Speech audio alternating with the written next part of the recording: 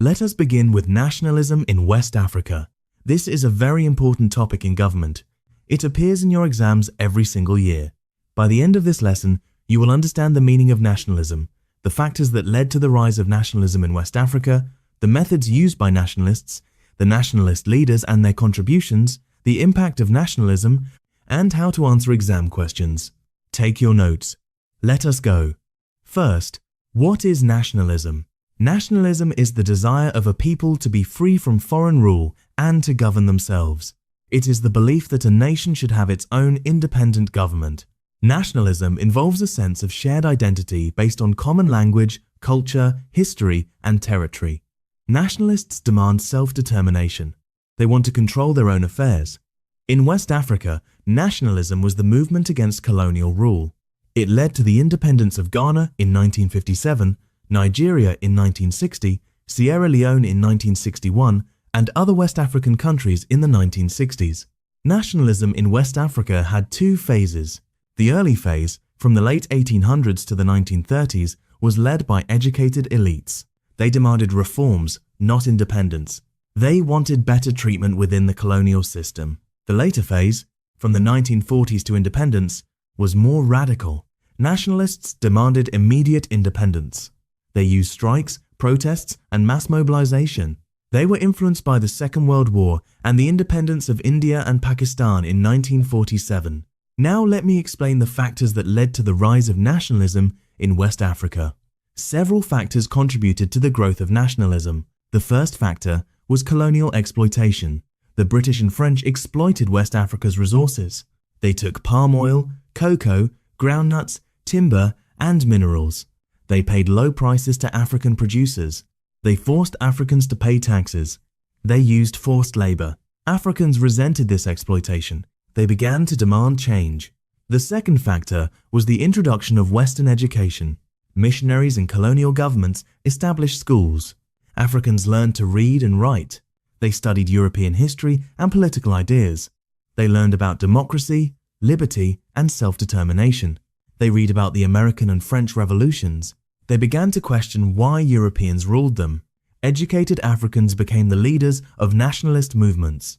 The third factor was the role of the press. African newspapers emerged in the late 19th and early 20th centuries. Newspapers like the Lagos Weekly Record, the West African Pilot, and the Gold Coast Independent exposed colonial abuses. They called for reforms. They published articles by nationalist leaders. They created a sense of shared identity among Africans in different colonies. The fourth factor was economic discrimination. Africans were excluded from high-paying jobs. Europeans held the top positions in the civil service, business, and the professions. Africans were paid less than Europeans for the same work. This discrimination angered educated Africans. They demanded equal opportunities. The fifth factor was racial discrimination. Europeans treated Africans as inferiors. There were separate schools, hospitals, and residential areas. Africans could not enter certain hotels, clubs, or restaurants. This humiliation fueled nationalist anger. The sixth factor was the influence of Pan-Africanism. Pan-Africanism was a movement that called for the unity and liberation of all African peoples.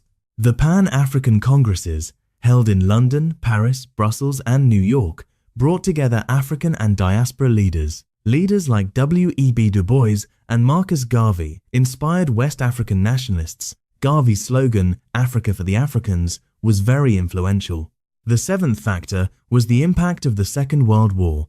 Many Africans fought for Britain and France during the war. They saw how Europeans treated each other. They saw that Europeans were not superior. They also learned new skills. After the war, they returned home with new ideas. They demanded independence. The Atlantic Charter of 1941, which promised the right of all peoples to choose their own government, also inspired nationalists. The eighth factor was the independence of India and Pakistan in 1947. India's independence showed that colonial powers could be defeated. It gave hope to African nationalists. If India could be free, so could Africa. The ninth factor was the weakness of European powers after the war. Britain and France were devastated. They could not afford to maintain large colonial empires.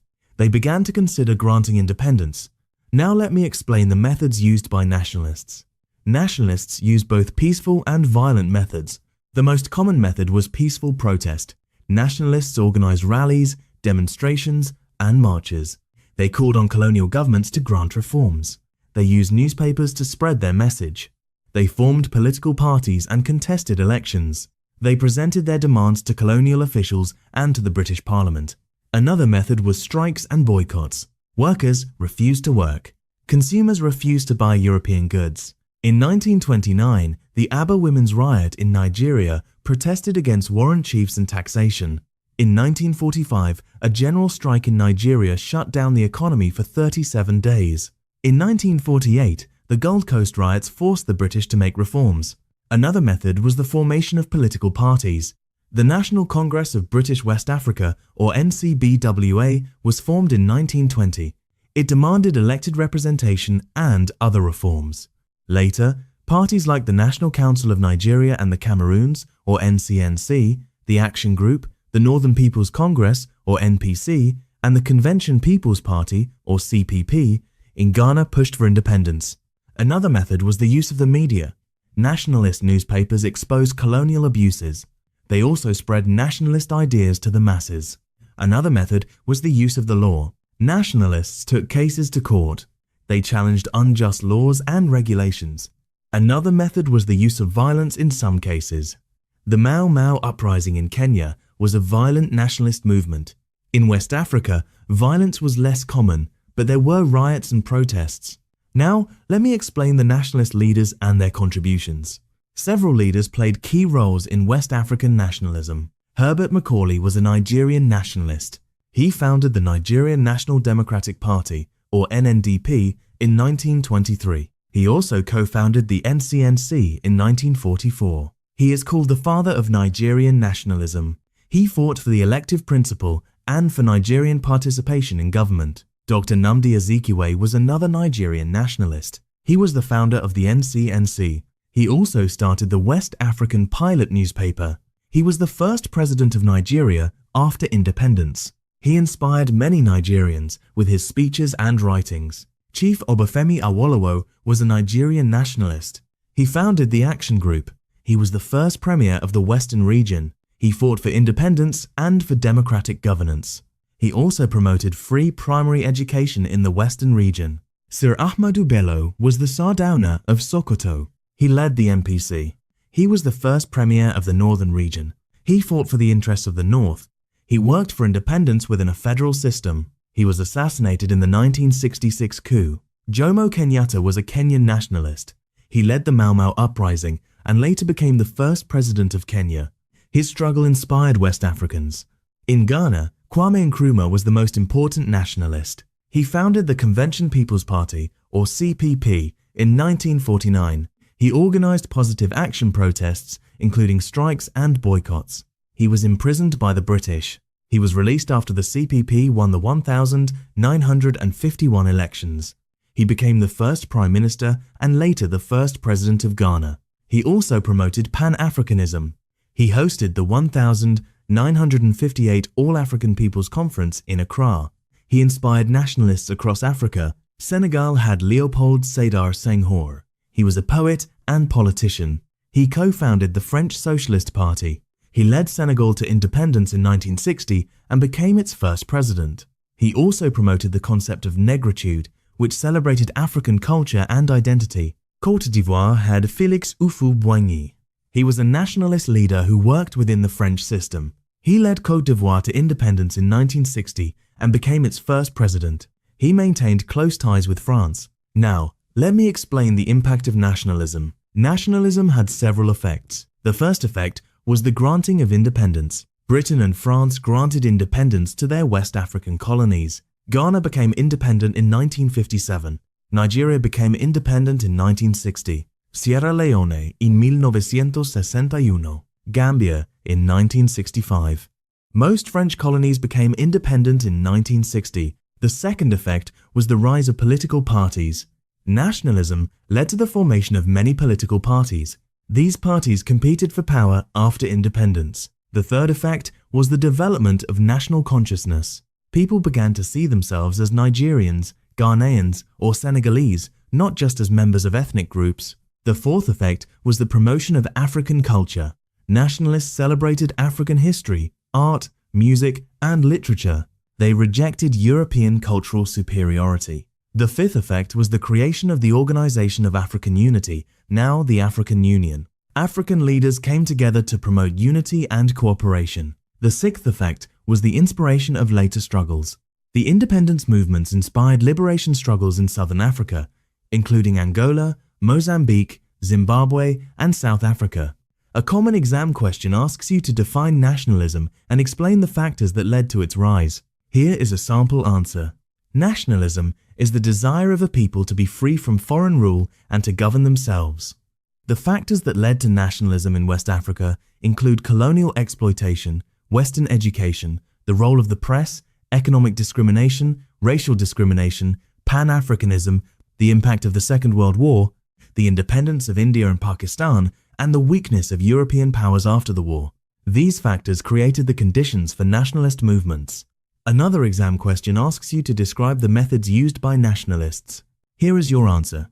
Nationalists used peaceful protests, strikes and boycotts, formation of political parties, use of the media, use of the law, and in some cases violence. In West Africa, peaceful methods were more common. Nationalists organized rallies, demonstrations, and strikes. They formed parties like the NCNC, Action Group, NPC, and CPP. They used newspapers to spread their message. They also took cases to court. Another exam question asks you to discuss the contributions of nationalist leaders. Here is your answer. Herbert Macaulay is called the father of Nigerian nationalism. Nnamdi Azikiwe founded the NCNC and became the first president of Nigeria.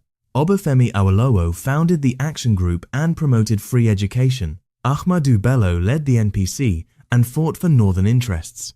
Kwame Nkrumah led Ghana to independence and promoted Pan-Africanism. Leopold Sédar Senghor led Senegal to independence and promoted negritude. Each leader contributed to the liberation of West Africa. Another exam question asks you to explain the impact of nationalism. Here is your answer. The impact of nationalism included the granting of independence to West African countries, the rise of political parties, the development of national consciousness, the promotion of African culture, the creation of the Organization of African Unity, and the inspiration of later liberation struggles. Nationalism transformed Africa from a collection of colonies to a continent of independent nations. Here is what you need to take away. Nationalism is the desire for self-rule. Factors leading to nationalism included exploitation, education, the press, discrimination, Pan-Africanism, the Second World War, and Indian independence. Methods used included protests, strikes, parties, and the media. Key leaders included Macaulay, Azikiwe, Awolowo, Ahmadu, Bello, Nkrumah, Senghor, and Houphouët Boigny. Nationalism led to independence, political parties, national consciousness, and African unity.